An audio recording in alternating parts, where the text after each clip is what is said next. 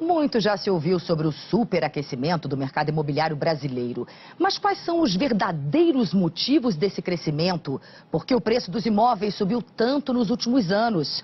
Eu viajei por várias cidades brasileiras para tentar responder essas perguntas. A primeira reportagem da série Em Obras mostra que o Brasil é um país em reforma.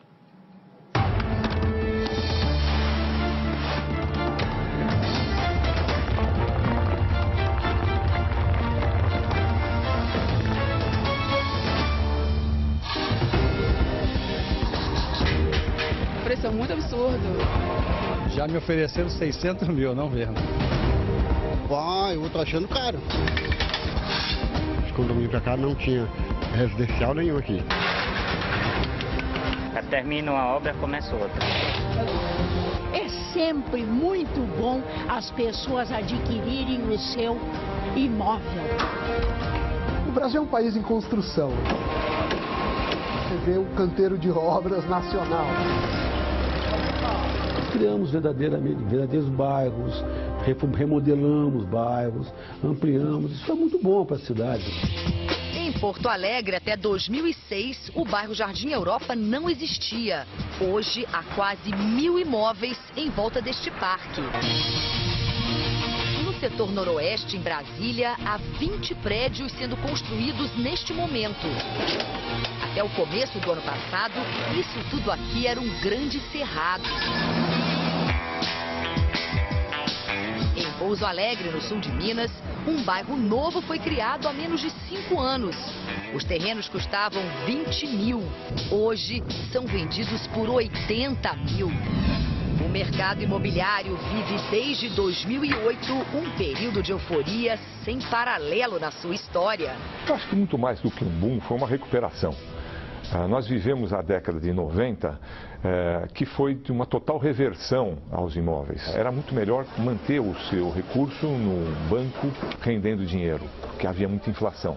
Vieram para o mercado milhões e milhões de brasileiros que até então não tinham a menor condições de acessar o mercado. Os produtos ficaram muito mais adequados ao bolso. Enfim, houve uma revolução. Nos últimos anos, o brasileiro se acostumou a ver essa cena, ouvir esse barulho. Perto de casa, perto do trabalho, muitas cidades viraram verdadeiros canteiros de obra. Mas por que houve um crescimento tão grande no nosso mercado imobiliário? Os motores desse mercado são velhos conhecidos. Mais crédito, mais renda e mais confiança. Com a estabilidade da nossa economia, o vendedor Cauê viu sua renda aumentar 60% nos últimos 2 anos. Com o salário mais alto, Cauê teve acesso ao crédito.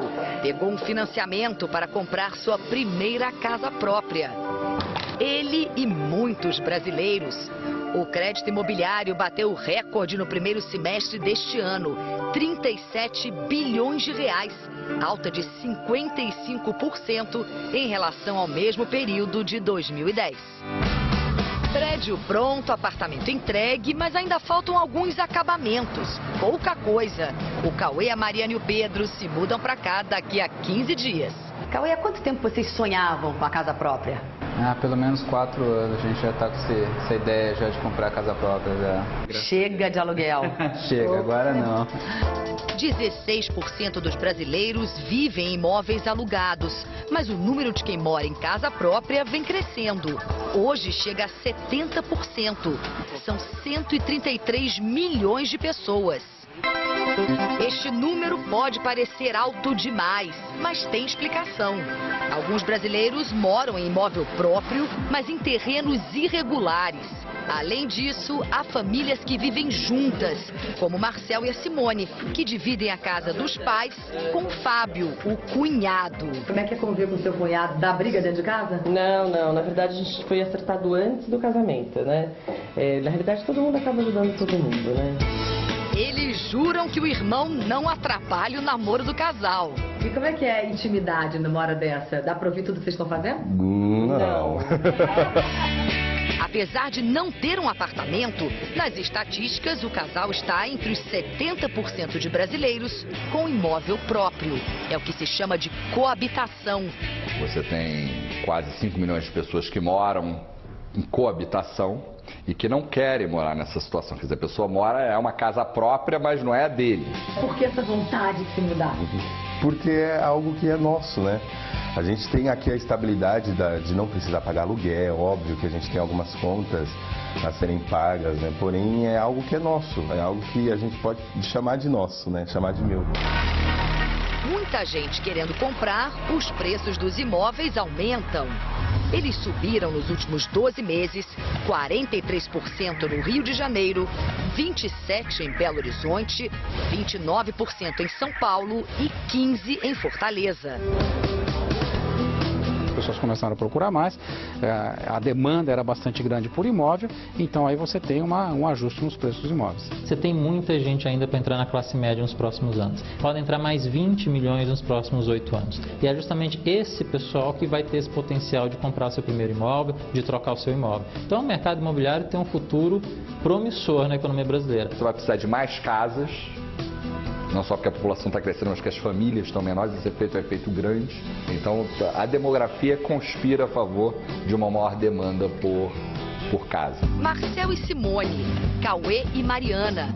Os dois casais têm o perfil do comprador de imóveis hoje no Brasil.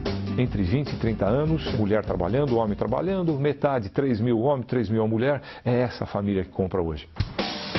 O que esses jovens mais compram são apartamentos de 2 quartos. Como eles conseguem? O empurrão veio do financiamento, palavra que até pouco tempo mal fazia parte da vida do brasileiro.